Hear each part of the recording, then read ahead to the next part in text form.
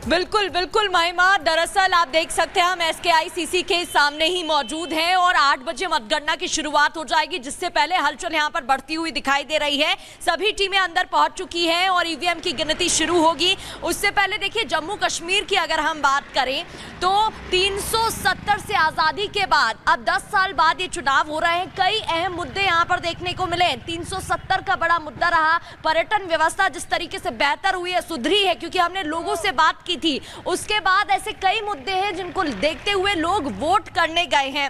47 सीटें कश्मीर की हैं, 43 सीटें जम्मू की हैं और इस बार अगर बीजेपी की बात करते हैं तो नई स्ट्रैटेजी के साथ वो भी मैदान में उतरी है। 18 ऐसी सीटें जहां नॉन मुस्लिम कैंडिडेट्स को उतारा गया है, जिनमें से 7 जनरल हैं, बाकी एससी की सीटें बताई जा रही हैं। कितना फायदा होगा वक्त बताएगा। इसके अलावा अगर हम कुछ अहम सीटों की बात करें तो जगदम्बा का आशीर्वाद सारे संसार पर बना रहे और भारत विश्व गुरु बने, भारत की विजय पताका पूरी दुनिया में शान से लहराए, यही प्रार्थना मां दुर्गा अष्टभवानी से करते हैं।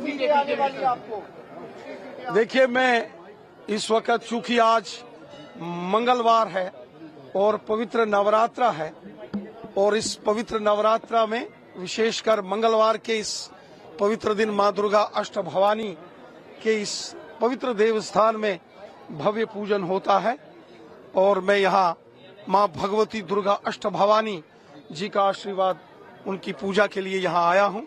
मैं उम्मीद करता हूँ, मुझे विश्वास है कि जम्मू कश्मीर की अधिष्ठात्री देवी मां भव्य वाली महाकाली जी ने हमेशा जो है जम्मू कश्मीर के देशभक्तों पर, जम्मू कश्मीर के जो राष्ट्रवादी शक्तियां हैं उन्हें अपना आशीर्वाद दिया है।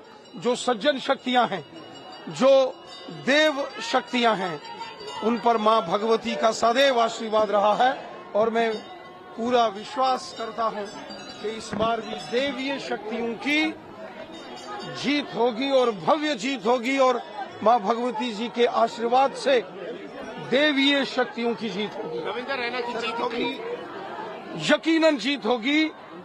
मां भगवती, महाकाली, मां वैष्णो रानी, मां दुर्गा अष्टभवानी, मां जगदम्बा के आशीर्वाद से जम्मू कश्मीर में, पूरे भारत में, विश्व में देवीय शक्तियों की जीत होगी, सज्जन शक्तियों की जीत होगी।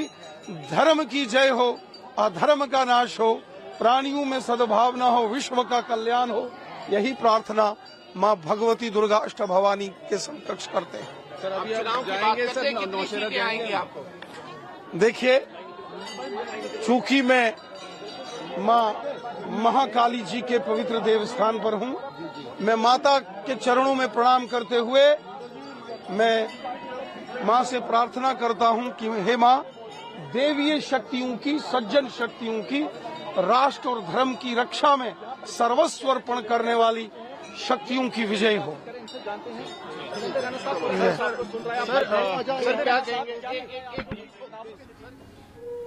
तो जम्मू कश्मीर भारतीय जनता पार्टी के पक्ष में ही सारा जो है नतीजे होंगे। सर, अगर उनकी एनसी और कांग्रेस की बात की जाए तो उमर अब्दुल्ला जी ने, जैसे फारूक अब्दुल्ला जी ने कहा था कि भाई अगर पीडीपी हमारे साथ आती है तो बहुत अच्छा है, हम बीजेपी को रोक सकते हैं। देखिए, भारतीय जनता पार्टी का डर सता रहा है, इसलिए सभी को इकट्ठे कर रहे हैं। इससे ज्यादा ये कुछ नहीं है। अलग विचारधारा, अलग सोच, इलेक्शन अलग अलग लड़ा, लेकिन अब ये इकट्ठे हो रहे हैं। इससे क्या जाहिर होता है कि भारतीय जनता पार्टी। तो आज ये तय हो जाएगा कि आखिरकार कश्मीर का किंग कौन होगा, लेकिन उसके पहले तमाम प्रतिक्रियाएं भी आ रही हैं। हमारे साथ ग्राउंड जीरो पर हमारे सहयोगी लगातार बने हुए हैं, लेकिन बात अब उस राज्य की भी कर लेते हैं जहां 1 दशक बाद लोगों ने मतदान किया है। बिल्कुल, देखिए, 370 की बेड़ियों से आजाद हुए कश्मीर अपने लोकतंत्र की ताकत का इस्तेमाल करते हुए नजर आया और आज ये तय हो जाएगा कि लोगों ने किसको चुना है। इस पर आप उस रिपोर्ट को देखिए।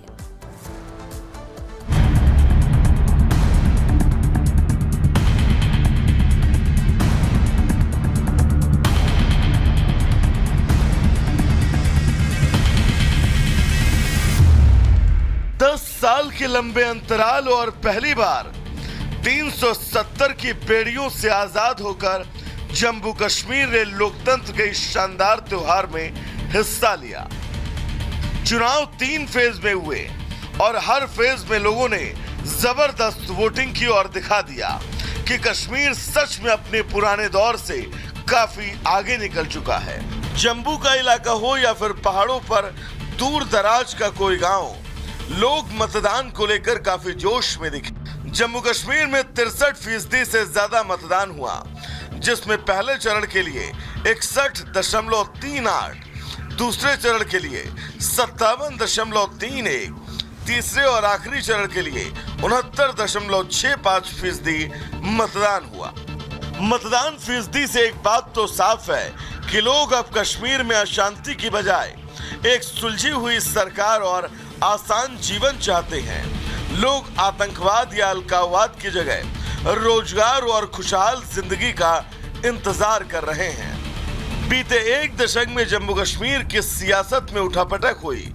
कभी सरकार बनी तो अपना कार्यकाल नहीं पूरा कर पाई, तो कभी सरकार बनने से पहले विधानसभा भंग हो गई। साल 2014 में महबूबा मुफ्ती की पार्टी पीडीपी सबसे बड़ी पार्टी बनी, लेकिन पूर्ण बहुमत न होने की वजह से सरकार नहीं बनी। बातचीत के दौर के बाद दिसंबर 2014 में बीजेपी और पीडीपी ने तब गठबंधन चलाने का फैसला किया, लेकिन साल 2018 के जून में गठबंधन टूट गया और सरकार गिर गई। उसके बाद कई दौर की बातचीत के बाद दिसंबर 2018 में पीडीपी एनसी कांग्रेस ने मिलकर सरकार बनाने का फैसला किया, लेकिन वो अपनी चिट्ठी राज्यपाल तक पहुंचा पाते तब तक राज्यपाल ने राष्ट्रपति शासन का ऐलान कर दिया।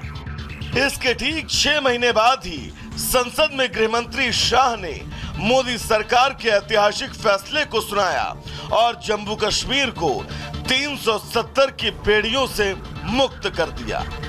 और इस बार के चुनाव में विपक्ष ने इसे मुद्दा भी बनाया। फारूक अब्दुल्ला ने तो 370 की वापसी का दावा तक कर दिया, लेकिन किसके वादे का असर जनता पर हुआ, अब ये देखने की बारी है। Bureau report, Republic Bharat. तो एक तस्वीर हम आप तक लगातार पहुंचा रहे। जम्मू कश्मीर हो या हरियाणा, क्या आंकड़े निकलकर सामने आते हैं वो देखना काफी ज्यादा महत्वपूर्ण है। मीनाक्षी, जम्मू कश्मीर से लेकर के हरियाणा तक दोनों ही जगह पर 90 विधानसभा सीटें हैं। किसके हिस्से ये रह जाएगा, थोड़ी देर में काउंटिंग शुरू हो जाएगी और उसके साथ साथ स्पष्ट भी हो जाएगा। फिलहाल वक्त एक छोटे से ब्रेक का है, कहीं मत जाएगा, क्योंकि रिपब्लिक भारत लगातार इस खबर पर बना हुआ है और सबसे पहले सबसे सटीक नतीजे आप तक पहुंचाएगा।